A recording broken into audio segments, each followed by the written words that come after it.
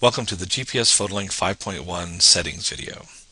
In this video we'll go over the application options as well as the project settings. First we'll do the application options, which are global to the whole application. Click under Tools, then Application Options. This brings up a list of various options you can set. If you have the Pro version, you can have Manage Custom Maps. This allows you to add custom maps from like an ArcGIS server or from an ArcMap MXD document and use those as background static maps in your report files such as the PDF and Word output. Click Add to add a map. We'll click Edit here to edit this one to show you how it works. You put in a name for the map and then a URL to where the map server is located. The URL must look like this, where it has map server at the end. We have a link to the web service examples that shows some examples of ArcGIS map server maps. Once you have the URL, you can then test it to make sure that the link is working by clicking Retrieve Map. You can type in a latitude and longitude or where you want the map to come, and then the zoom level. And this shows that we're pulling a map from this map server and that everything worked okay. You can also select whether to cache the maps or not. If you cache the maps, then every time it downloads a map, it'll save it to the disk. And if you need that map again, it'll retrieve it from the disk instead of going to the internet, which will be faster. For some maps, you might not want this happen, such as the ArcMap MXD documents or other maps that are updated more often. So click OK here for this one.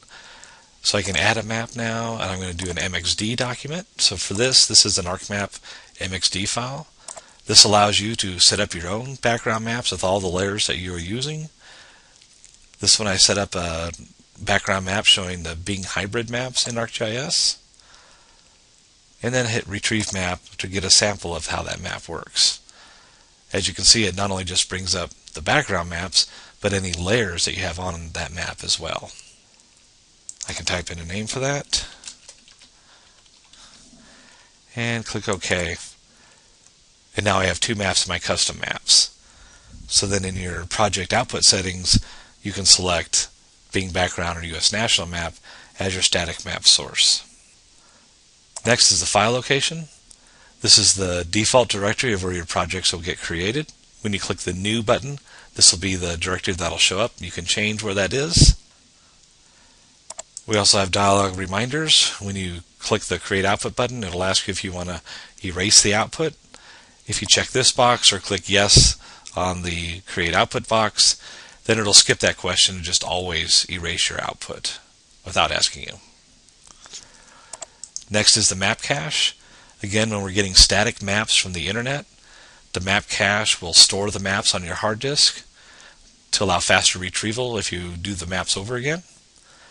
You can specify the number of maps that you want to cache, or you can clear the cache to get rid of the maps on your hard drive.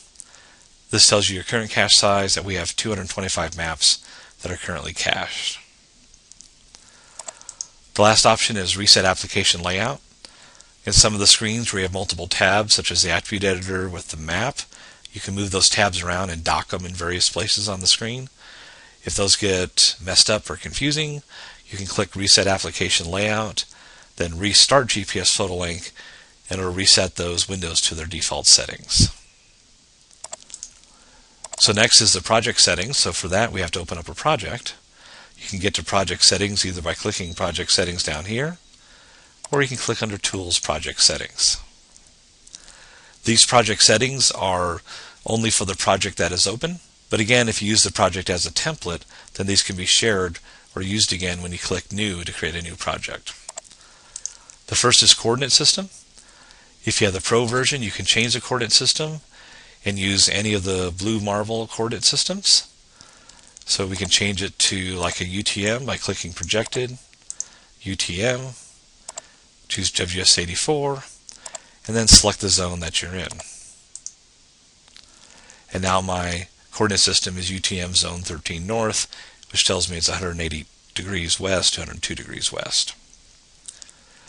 To change it back, you can hit change again.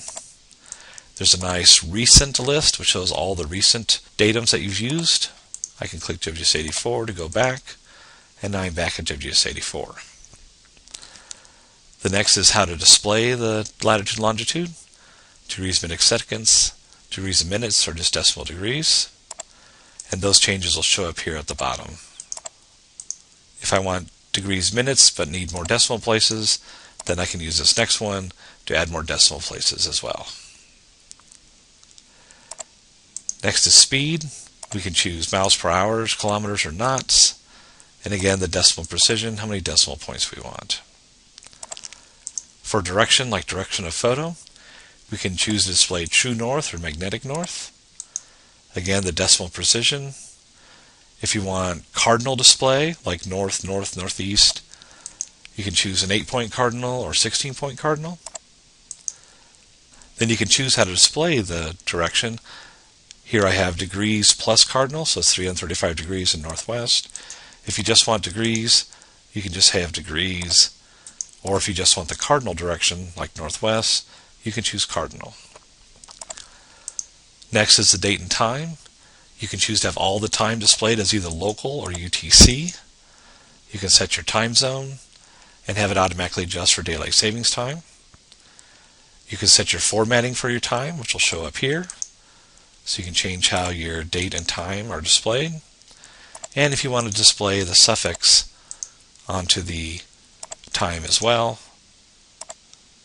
all the way to the actual time zone if you want. Last is the distance. For like altitude, elevation, you can have meters or feet. Again, the decimal precision. And again, all these settings are stored in the project file and can be used for project templates. Click OK to get out of that screen. That's it for the settings tutorial. Thank you.